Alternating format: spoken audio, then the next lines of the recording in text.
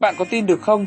Nhà vô địch tuyệt đối hạng nặng Alexander Usyk, người vừa lấy lý do chấn thương lưng để hoãn đàm phán với Joseph Parker, lại bất ngờ xuất hiện trong một video nhảy múa, xoay tròn, thậm chí đá bóng như chẳng hề hấn gì.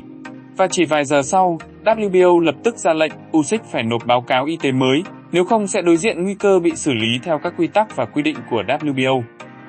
Từ một đoạn clip tưởng như vô hại trên mạng xã hội, Usyk bất ngờ bị kéo vào tâm bão chỉ trích. Phía Joseph Parker đặt câu hỏi, nếu anh đủ khỏe để nhảy và chơi bóng, tại sao lại xin hoãn trận tranh đai bắt buộc? Câu chuyện tưởng đơn giản, nhưng bên trong là cả một cuộc đấu ngầm giữa võ đài, chính trị quyền Anh và cả danh dự của nhà vô địch. Trước khi đi sâu hơn, đừng quên nhấn đăng ký kênh Tri Thức Vô Tận để không bỏ lỡ những câu chuyện boxing đỉnh cao. Và nếu bạn là fan trung thành, hãy ghé thăm dò hàng bên dưới để chọn cho mình những sản phẩm sức khỏe, dụng cụ và trang phục võ thuật chính hãng, vừa ủng hộ kênh, vừa tiếp thêm lửa đam mê. Mọi chuyện bắt đầu từ ngày 24 tháng 7, khi tổ chức quyền Anh thế giới WBO chính thức đưa ra yêu cầu Alexander Usyk mở đàm phán với đối thủ bắt buộc của mình, cựu vô địch Joseph Parker. Phía Usyk lưu ý rằng, Usyk đã có chuỗi 3 trận bảo vệ đai đầy cam go và khốc liệt, bao gồm cả trận đấu lịch sử với Tyson Fury vào tháng 5 năm 2024. Phía đội Usyk đã gửi báo cáo y tế về tình trạng chấn thương lưng và yêu cầu một khoảng thời gian 90 ngày để điều trị và phục hồi. Báo cáo từ các bác sĩ ở Tây Ban Nha mà WBO nhận được kết luận rằng nhà vô địch cần ít nhất 1 tháng nghỉ ngơi hoàn toàn. Tiếp theo là 1 tháng vật lý trị liệu chuyên sâu trước khi có thể trở lại tập luyện. Báo cáo còn nhấn mạnh khuyến cáo tạm dừng toàn bộ hoạt động thể thao, ưu tiên nghỉ ngơi và điều trị phục hồi một cách tuyệt đối. WBO dường như đã sẵn sàng chấp thuận yêu cầu này bởi họ hiểu rõ Usyk vừa trải qua một giai đoạn không chỉ căng thẳng về thể chất trên võ đài, mà còn phải đối mặt với áp lực tinh thần ảnh hưởng bởi cuộc chiến đang diễn ra tại quê nhà. Thế nhưng, một cú twist bất ngờ đã đảo lộn mọi thứ. Một đoạn video được lan truyền chóng mặt trên Instagram cho thấy Usyk đang nhảy nhót cuồng nhiệt giữa một đám đông, vung tay xoay người linh hoạt, và trước đó thậm chí còn có clip Usyk đá bóng với những bước chạy đầy sức sống. Hãng truyền thông DAZN còn châm chọc bằng dòng chữ đầy mỉa mai, sự nghiệp sau boxing đang vẫy gọi cho nhà vô địch tuyệt đối. Cộng đồng quyền Anh ngay lập tức dậy sóng. Người hâm mộ tràn ngập các diễn đàn, đặt ra câu hỏi thẳng thắn, nếu Usyk có đủ sức khỏe để vui chơi và thể hiện những động tác năng động như vậy, tại sao anh lại không đủ khỏe để ngồi vào bàn đàm phán và chuẩn bị cho một trận đấu? Phía Joseph Parker phản ứng dữ dội và gay gắt hơn. Một nguồn tin thân cận với đội của Parker không ngần ngại chỉ trích về mặt hình ảnh, câu chuyện này thật sự nực cười. Một mặt, anh ta nói bị chấn thương, mặt khác, hành động của anh ta lại hoàn toàn ngược lại. Áp lực từ công chúng và đội ngũ Parker dồn đến mức WBO không thể ngồi yên.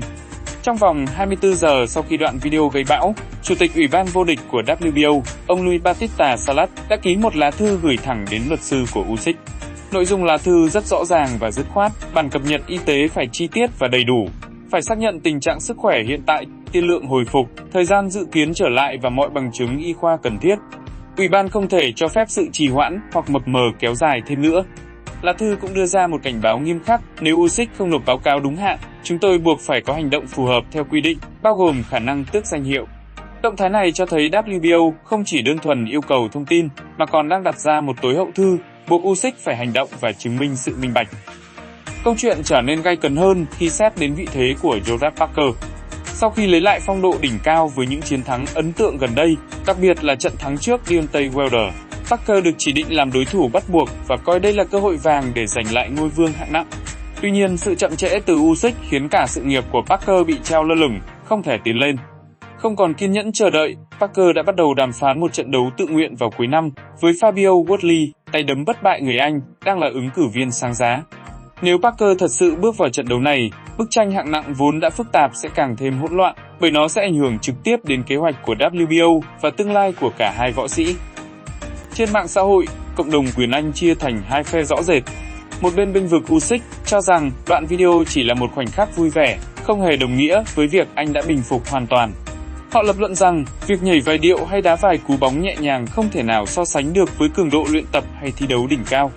Phe này nhấn mạnh rằng lưng Usyk vẫn có vấn đề và việc điều trị cần có thời gian hợp lý để đảm bảo sự trở lại an toàn. Ngược lại, phe chỉ trích khẳng định hình ảnh là bằng chứng rõ ràng nhất. Họ cho rằng nếu Usyk thật sự bị đau lưng, anh đã không thể xoay người, nhảy nhót một cách thoải mái và đầy năng lượng như thế.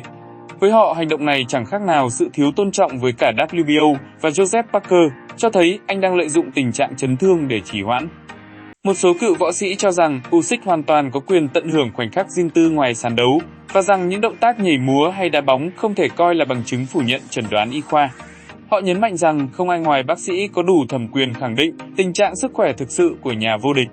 Ngược lại, phe hoài nghi đặt ra câu hỏi nếu chấn thương lưng nghiêm trọng đến mức cần hoãn đàm phán thì làm sao Usyk có thể nhảy, xoay hay sút bóng với vẻ đầy hứng khởi như vậy. Hình ảnh ấy, trong mắt họ, chẳng khác nào một đòn phản tác dụng mà chính đội ngũ của Usyk đã vô tình tung ra. Trong khi đó, Joseph Parker và đội ngũ của anh lại càng thêm bức xúc. Họ đã kiên nhẫn chờ đợi cơ hội tranh đai bắt buộc, nhưng giờ đây mọi thứ lại bị kéo dài trong sự mập mờ. Parker không chỉ muốn một trận đấu để chứng minh giá trị bản thân, mà còn cần một đối thủ tầm cỡ như Usyk để tái khẳng định vị trí trong nhóm đầu hạng nặng. Thấy đối thủ của mình vẫn vui vẻ nhảy múa trên mạng xã hội, Parker cảm thấy mình đang bị thiếu tôn trọng, thậm chí bị câu giờ. Vì thế, việc WBO vào cuộc không chỉ là động thái kỹ thuật, mà còn là tín hiệu cho thấy áp lực từ cả hai phía đang đẩy sự việc tới ngưỡng bùng nổ. Đi sâu hơn, ta thấy đây không chỉ là một vụ việc y tế đơn thuần. Nó phản ánh cuộc đấu căng thẳng giữa nghĩa vụ và toan tính cá nhân. Usyk hiện đã 38 tuổi, hiểu rằng cơ thể anh không còn trẻ trung như trước. Mỗi trận đấu giờ đây không chỉ là một cuộc thi đấu, mà là một canh bạc với sức khỏe và sự nghiệp.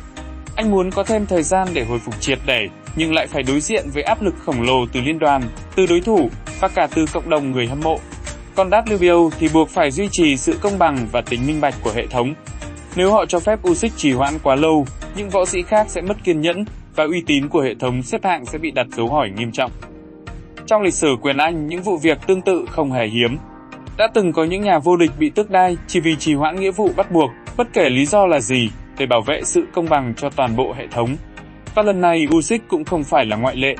Đoạn video vui vẻ tưởng chừng vô hại đã trở thành bằng chứng để chất vấn cả một bản báo cáo y tế chính thức. Đó là một cú tweet khó lường, cho thấy tầm ảnh hưởng của truyền thông xã hội trong thế giới thể thao hiện đại.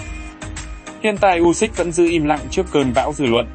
Đội của anh chỉ đưa ra tuyên bố ngắn gọn rằng sẽ tuân thủ yêu cầu từ WBO và sớm gửi báo cáo cập nhật. Tuy nhiên, điều đó không đủ để dập tắt hoài nghi. Cộng đồng quyền Anh vẫn muốn biết sự thật, liệu Usyk thực sự gặp vấn đề nghiêm trọng hay anh chỉ đang cố kéo dài thời gian để nghỉ ngơi, thậm chí chờ đợi một đối thủ khác hấp dẫn hơn về mặt tài chính. Kịch bản tệ nhất là WBO mất kiên nhẫn, tước đai và trao cơ hội cho Parker hoặc Woodley. Khi đó Usyk dù vẫn bất bại sẽ không còn là nhà vô địch tuyệt đối.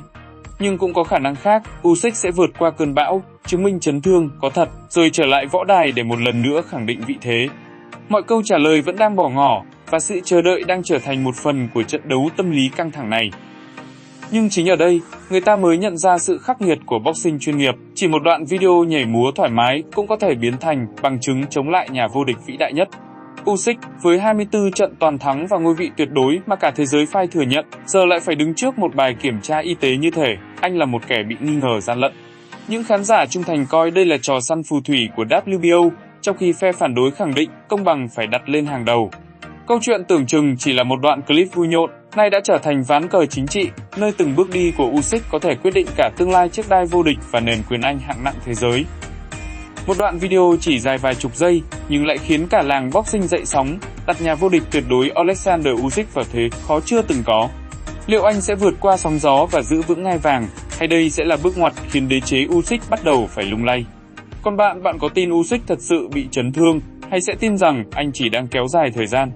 Hãy để lại ý kiến của bạn bên dưới, và đừng quên nhấn like, đăng ký kênh Tri Thức Vô Tận để chúng ta tiếp tục đồng hành cùng nhau trong những tin tức mới nhất, những drama và trận chiến căng thẳng nhất của làng quyền Anh hạng nặng.